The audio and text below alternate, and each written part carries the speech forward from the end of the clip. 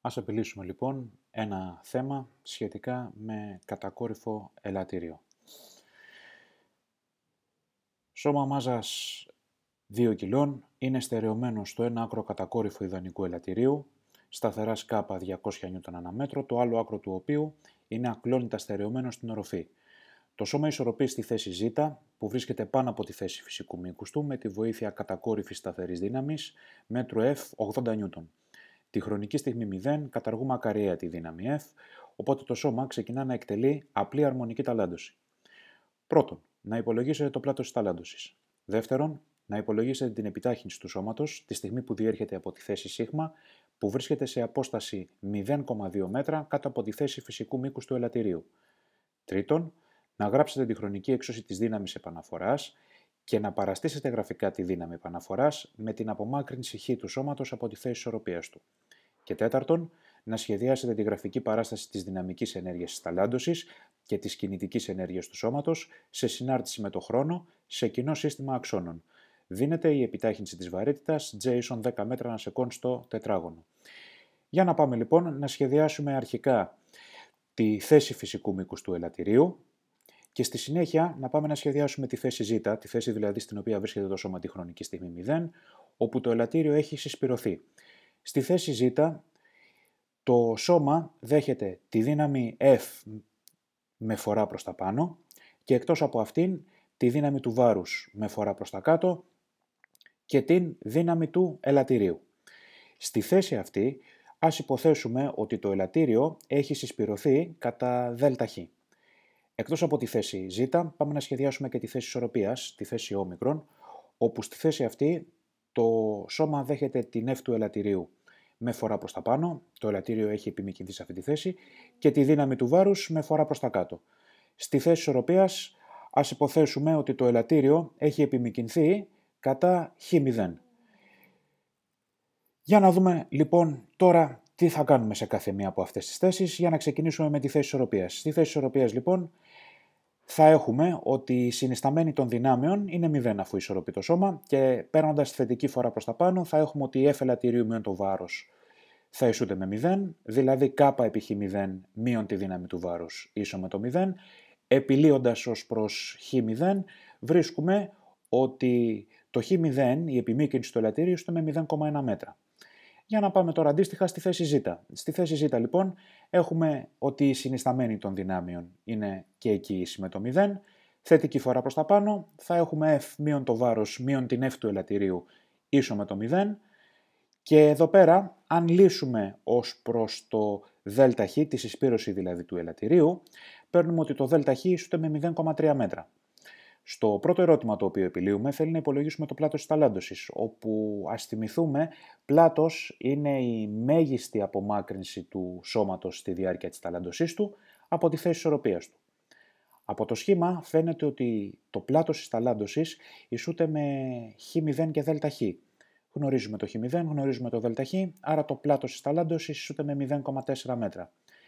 Για το δεύτερο ερώτημα τώρα, θέλουμε να υπολογίσουμε την επιτάχυνση του σώματος τη στιγμή που διέρχεται από τη θέση σ, η οποία βρίσκεται σε απόσταση 0,2 μέτρα κάτω από τη θέση φυσικού μήκους του ελαττηρίου.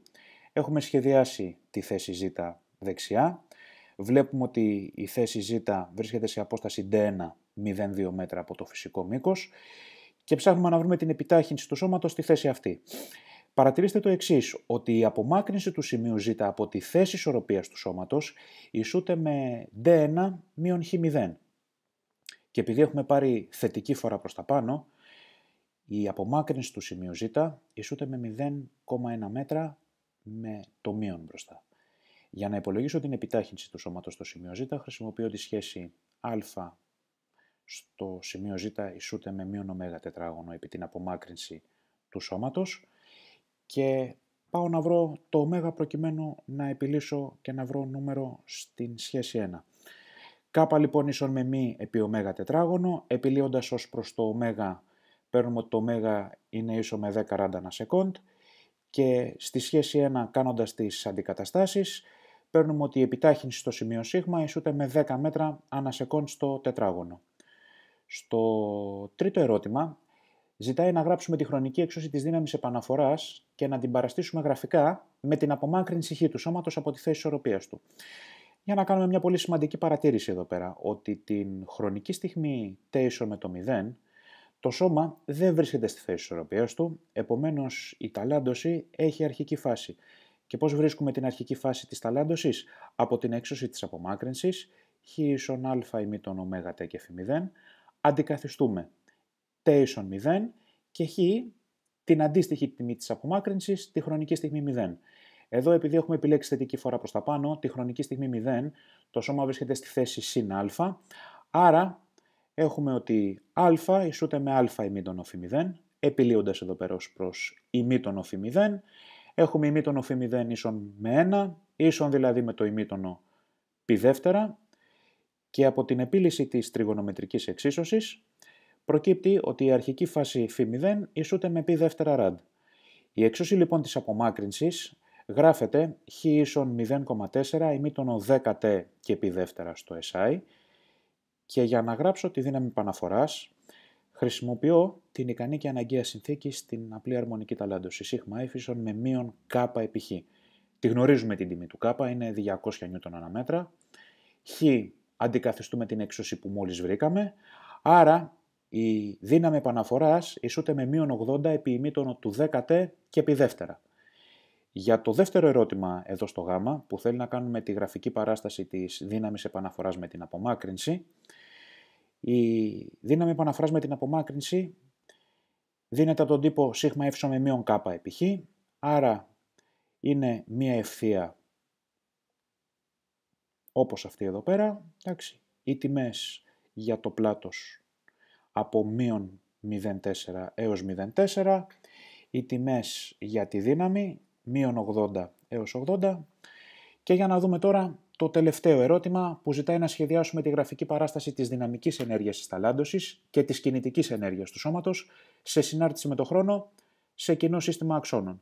Όπως γνωρίζουμε, η δυναμική ενέργεια της ταλάντωσης δίνεται από τον τύπο ένα δεύτερο d επί χ στο τετράγωνο. Αν κάνουμε εδώ πέρα στον τύπο αυτό τις αντικαταστάσεις, τα γνωρίζουμε όλα, προκύπτει ότι η δυναμική ενέργεια σου με 16 ημίτονο τετράγωνο 10t και επί δεύτερα στο SI. Για την κινητική ενέργεια θα χρησιμοποιήσουμε τον τύπο ότι η κινητική ενέργεια σου με την ολική ενέργεια μείον τη δυναμική ενέργεια. Τη διατήρηση της ενέργειας δηλαδή για την ταλάντωση. Δηλαδή, η κινητική ενέργεια σου με ένα δεύτερο k επί α τετράγωνο μείον τη δυναμική. Με αντικαταστάσεις προκύπτει η κινητική ενέργεια ίση με 16 επί συνημήτωνο τετράγωνο του 10t και επί δεύτερα και η έξωση αυτή στο SI.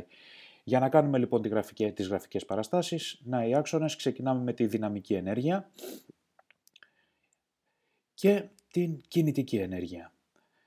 Ας βάλουμε και κάποιες χρονικές στιγμές εδώ πέρα, μία περίοδο, δύο περίοδοι. Αυτή ήταν η άσκηση. Ευχαριστούμε που παρακολουθήσατε.